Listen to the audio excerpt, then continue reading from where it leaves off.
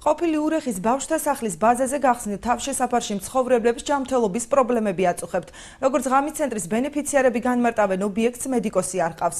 ნიკოლაი მიხნოვი ბოლო რამდენიმე დღეა უკიდურეს მდგომარეობაში იმყოფება. მამაკაცი ამბობს, რომ მორიგის შეტევის დროს სასწრაფო სამედიცინო დახმარება გამოიძახა, თუმცა მედიკოსებმა მას გადასხმის გაკეთებაზე უარი უთხრეს და სტაციონარში გადაყვანა შესთავაზეს, რაზეც უსახსრობის გამო პაციენტმა უარი განაცხადა. თავშესაფარში უსახლკარო ბენეფიციარები პარტია თავისუფალი საქართველოს აჭარის ორგანიზაცია წევრმა მოინახულა. მერაბ ღოღობერიძე ბათუმის მერიას მიმართავს, იგი უწყებას ცენტრისთვის მედიკოსის დანიშვნას თხოვს.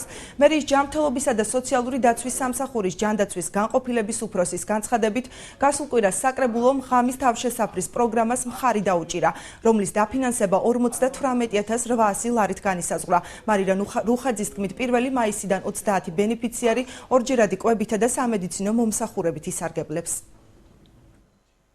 ცენტრის მობინადრეების უმრავლესობას ჯანმრთელობის პრობლემები გვაწუხებს. ჩვენთვის უსახლკარო ადამიანებისთვის არანაირი დახმარება არ არსებობს. არ გვაქვს ფული მედიკამენტები რომ შევიძინოთ, არც მუშაობ, ვარ სოციალურად დაუცველი. როცა ცუდად გავხდი, სასწრაფო სამედიცინო დახმარება გამოვიძახე, თუმცა ადგილზე გადასხმა ვერ გამიკეთეს. მითხრეს, რომ სტაციონარში გადამიყვანდნენ, რაზეც უარი ვუთხარე.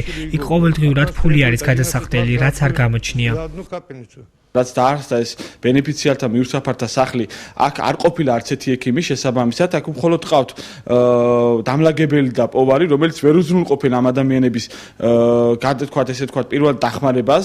მერიამ და საკრებულომ უნდა აიღოს თავზე და უნდა გამოუყოს, მანამ სანამ კონკრეტულად მართლა არ იქნება გადაცემული, ეს შენობა ნაგებობა სხვა რომელიმე კერძო პირზე ან საპატრიარქოზე. ეს ადამიანები, რომლებიც არიან ამ ცენტრის ბენეფიციარები, ან არიან საყოველთაო დაზღვევის ბენეფიციარი, ან ესე იგი საჭიროების შემთხვევაში მათ გაეწევათ უკვე ამ პროგრამიდან გამომდინარე პირველადი სამედიცინო დახმარება. უზრუნველყოფილი იქნებიან ჰიგიენური საშუალებებით, მედიკამენტებით, მაგრამ გამომდინარე ჯანმრთელობის მდგომარეობიდან თუ საჭიროება შეიქმნება, ისინი გადაყვანილი იქნებიან სტაციონარში, სადაც მათ უნდა გაეწიოთ და გაეწევათ უფასო სტაციონარული სამედიცინო მომსახურეობა.